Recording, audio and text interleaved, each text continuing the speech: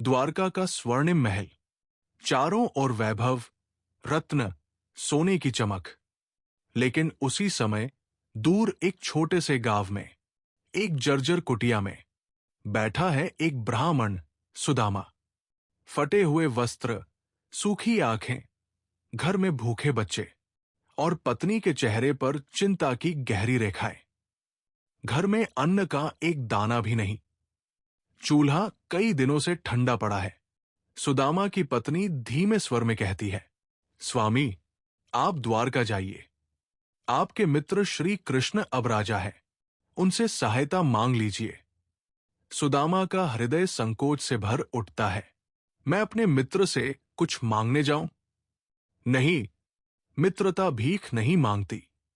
परंतु जब बच्चों की भूख की सिसकियां कानों में पड़ी तो सुदामा का हृदय पिघल गया। पत्नी ने पड़ोस से थोड़ा सा चिवड़ा, पोहे मांगकर एक पुराने कपड़े में बांध दिया। वही मित्र के लिए उपहार था, वही उनकी श्रद्धा थी। सुदामा चल पड़े, नंगे पांव, तपती धूप में। हर कदम पर यादें साथ थी। गुरुकुल के दिन, शरारतें और कृष्ण की मुस्कान। द्वारका पहुंचे तो वहां का वैभव देखकर चकित रह गए। सोचा, क्या मेरा मित्र मुझे पहचान पाएगा? पर जैसे ही कृष्ण ने दूर से सुदामा को देखा, वो सिंहासन से कूद पड़े।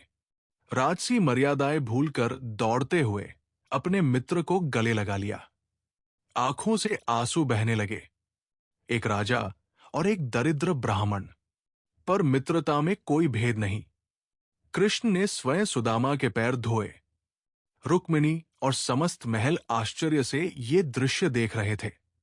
फिर कृष्ण ने मुस्कुराकर कहा, मित्र, मेरे लिए क्या लाए हो? सुदामा झिझकते रहे। वो छोटा सा चिवड़े का बंधा कपड़ा छिपाने लगे। पर कृष्ण तो हृदय के भाव जानते थे।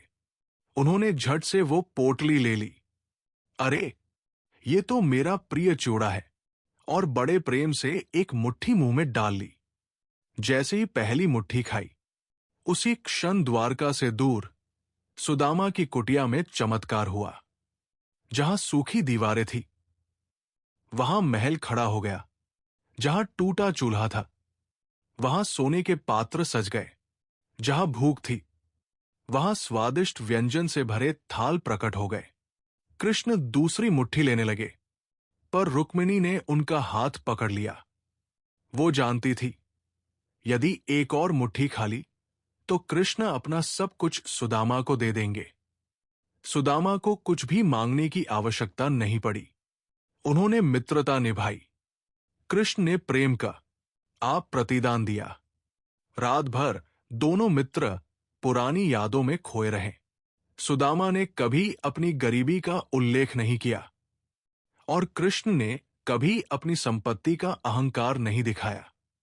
सुबह जब सुदामा लौटने लगे, उनके हाथ खाली थे, पर हृदय भरा हुआ था। रास्ते में सोचते रहे, मैंने तो कुछ मांगा ही नहीं, मैं कितना मूर्ख हूं। पर जैसे ही अपने गांव पहुंचे, वो अपनी कुटिया को पहचान ही नहीं पाए। जहां झोपड़ी थी, वहां भव्य महल खड़ा था।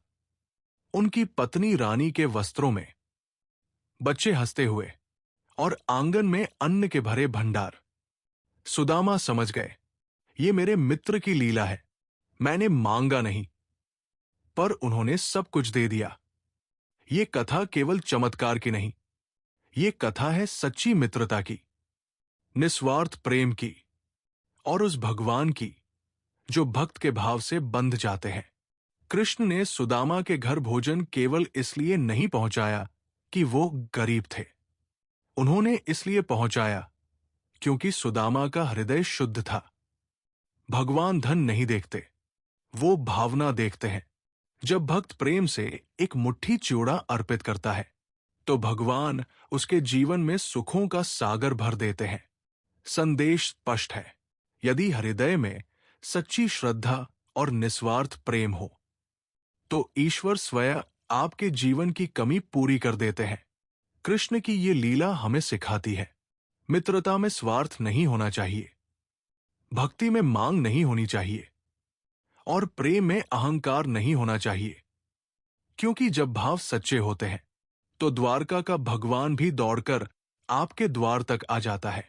जय श्री कृष्ण।